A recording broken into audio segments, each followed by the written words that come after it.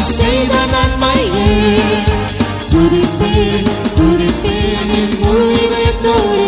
என் கர்த்தர் நல்லவர், மிக மிக நல்லவர், என்னை விசாரிக்கும் தகப்பன் அவர் நல்லவரே.